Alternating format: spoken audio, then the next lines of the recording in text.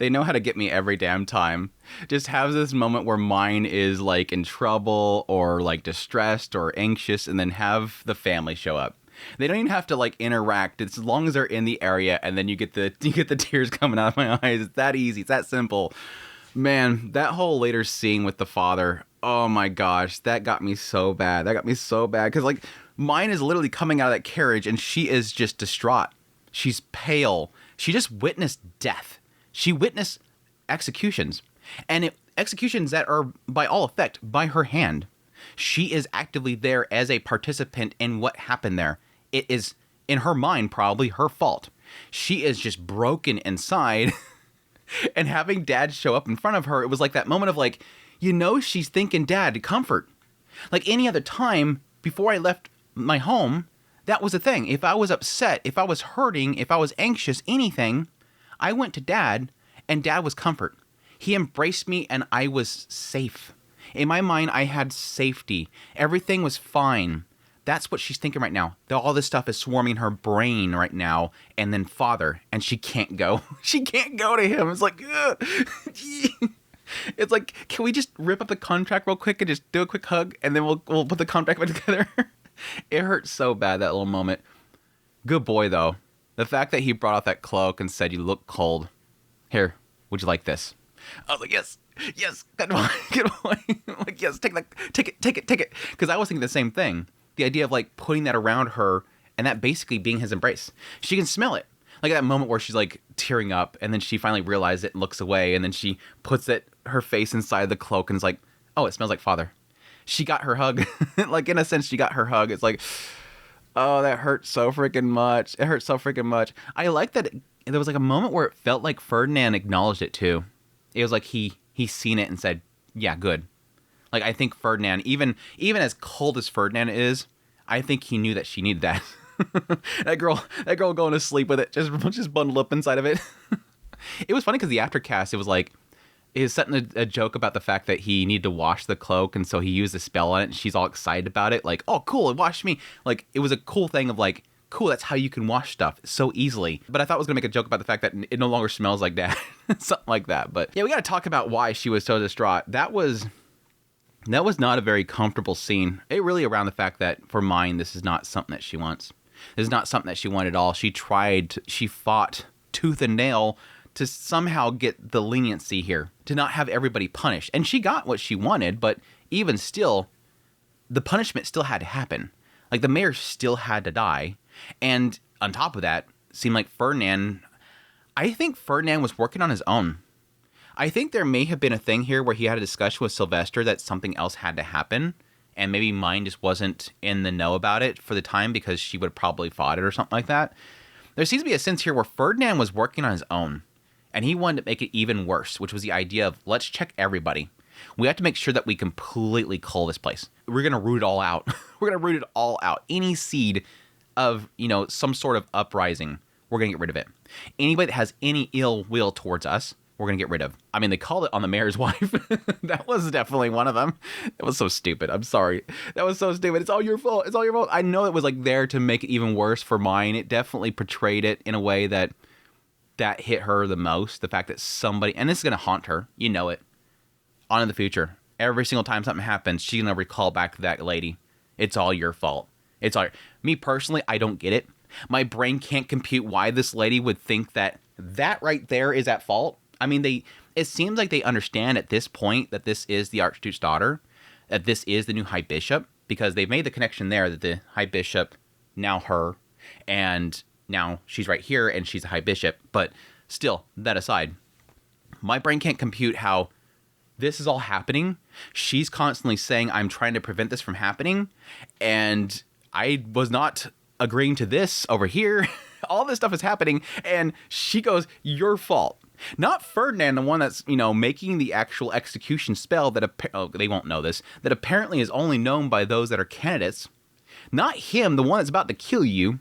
It's this little girl right here that literally pleaded to her father, don't do this. Now, it could be one of those things where this lady's like, I'm not believing you. I know what your game is. I know you're all trying to deceive us into thinking that you were trying to help us to make yourself look great. Something like that. But it was still one of those moments of like when she freaked out, it was equal to, oh, we're being punished. Look for a random kid that's walking by the courtyard and going, it's your fault, you random kid over there. It's like, why her? Of anything that's happening in this room, in this area, Eustachius over here, he's looking for everybody's little cards. You know, again, Ferdinand casting the spell. Anyways, that aside. This is an extreme little traumatizing little thing here. Just again, it's more the fact that Myne, in her mind, I think she's going to be obviously thinking, I am at fault. I am involved with this. I am not just a random person here. I am a participant. I tried to stop this from happening. I tried to lessen the blow here to this town. I tried to save all the commoners, but in the end, right in front of me, there's executions happening. And it's probably the least painful of deaths. I mean, honestly, they could have had them hung. They could have set them on fire. There's a lot of ways they could do it to set an example of them. Hanging is a big one. Public executions like that, beheadings and hangings is definitely one of the big ones. But for them with this magic, it seems to be specifically by, you know, casting this little spell on their registration, and that just turns them to stone. And then at that point, just turns into ash. Curious thing there, though. Those registration cards, what do they call them exactly? It was like registration, I forget exactly what they always call them at some point. The tokens. The registration tokens. What a these people basically sign off their lives to something. That's interesting. It makes me think of like, yeah, technically if you ever had somebody that, you know, obviously made one of these tokens, that token goes to, you know, the leadership, it is stored away. If you ever did something, say you were like you committed a murder and plenty of people like witnessed it, if you like fled, they could just go to the government and they could find your token and just do it and you're dead. Like, you can't escape. That's the craziest thing. Like, every single person, when they're born and they make these registration tokens, they're literally signing off their lives. That anytime something happens to that token, you're dead. Like, they can get you no matter where. You're done. Like, they don't even have to catch you. That's scary. I'm sorry. That's scary. They can enact something on you. I would assume that they can cast any spell on those tokens and it'll affect you. They might even be able to restrain you just by casting a spell on there of restraint. I'm curious how extensive that is, because that's kind of scary. Like, they just bring over this bucket with all the registration tokens for Hase and just pull out the tokens and then just boop, boom, done. It's crazy. I'm sorry, the moment they were searching for those tokens and then he cast a spell on it, I was like, that's scary. I'm afraid of that whole token system. That's some scary stuff right there. Every single person that is baptized has one of those in that system, and they're just, again, to the government. But anyways, that aside, I went all over the place, but that's all for me to say. It was a really good episode, by the way. Episode 14 of season 4 was a really good episode. What else did I miss in this episode? I guess we should start from the beginning, and I'll kind of glance to the parts that I've already done, but yeah, we kicked off the episode by the whole uprising on Hase, having Rick actually enact this plan to have this uprising, claiming that the saint is trying to help them all. She's trying to help us, but you're kind of causing problems. Then we cut over to the banquet. The banquet was interesting. Had Sylvester up there talking about all the improvements that are happening right now. He says that academics have gone up, and it's all thanks to the playroom and the materials that were made by Myne. So this, again, is obviously one of those little stage things where they're trying to make Myne look even more incredible. But there is an acceptance here that what Myne is bringing to, all these kids in the nobility and whatnot, in the royal castle and whatnot, is improving things a lot. And yeah, it's something that he seems to want to incorporate to more. Now, here was the interesting part, because I don't recall, or at least I don't remember, them really getting into like the other duchies and like the grander scale of this nation or whatever. It always feels like it's so enclosed into Ehrenfest that it's hard to acknowledge that there's anything outside of that. But yes, Ehrenfest is one of many different groups here, and one of apparently in the middle area in standing. Within all the other duchies, it's like in the middle there. And it's only because a lot of the other groups have fallen. So they didn't do anything to, bring themselves up. It's just that others have fallen. Their influence is not that great. But it seems like based on this doing really well, they're assuming that it's going to get into the Royal Academy. People are going to find out about it. He kind of wants to stop things now. Here was the interesting thing, because it jumps over to having Myne talking with Brigitte. And Bridget was saying that, it's going to be great because, when it goes to the Royal Academy, it's going to be a big, huge success. And I thought that was going to be a thing about, them wanting to sell it to the other duchies. Make some money. Make some big, big money by selling it to them for a higher amount. But I think what they're implying here is that after then, Myne took that idea to Sylvester, and Sylvester said, no, we're not going to sell it to them. What we're going to do is we're going to improve our standing by increasing our academics. We're going to distribute all these, materials to everybody, but I want to make sure that nobody tells anybody else. You're going to go to the Royal Academy, which I'm assuming the Royal Academy is going to include all these other duchies. You're going to go to the Royal Academy, and you're not going to tell anybody about these materials. You're not going to give this out to anybody. You're not going to share it with anybody else. You're going to keep it zip. We're going to increase our standing by increasing our academics. We're going to improve ourselves so that our standing will go up. It's very, very forward-thinking, obviously, getting to the idea that you're going to have a lot of people coming out of these academies and, learning much more. They're going to be a lot more smarter.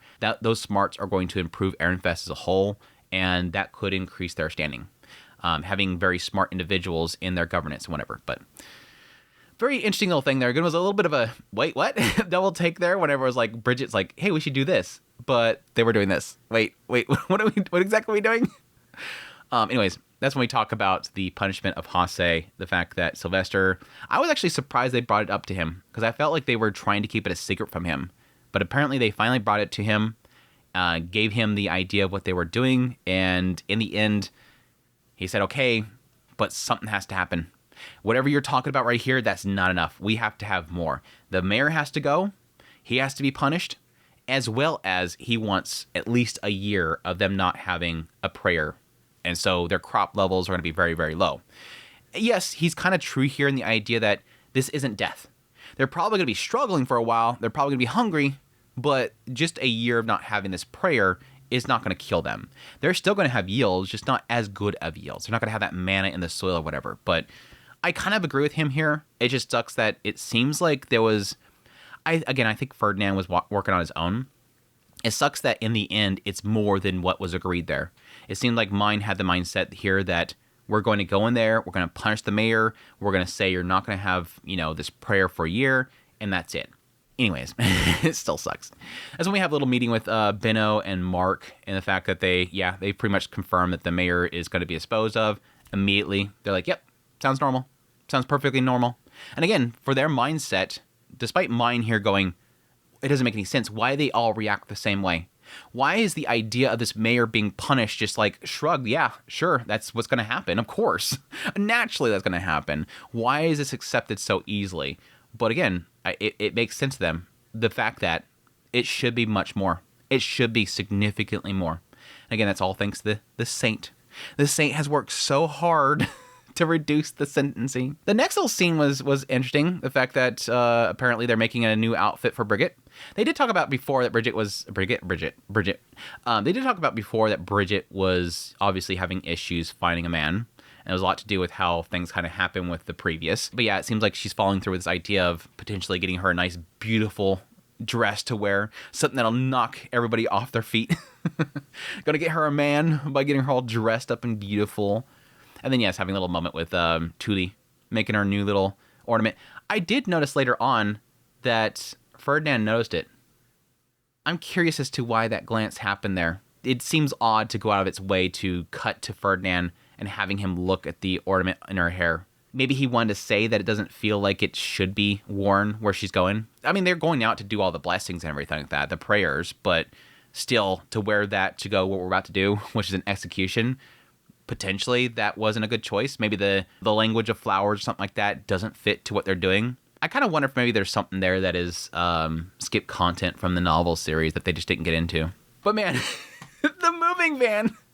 That moving van, her little beast thing has evolved into a moving van. That thing was like a 6-seater, and then it had like this whole storage area in the back where they're gonna put all these massive. I mean, they had again the whole entire registry of Hase in there. Like they had to put this massive box inside the back of it.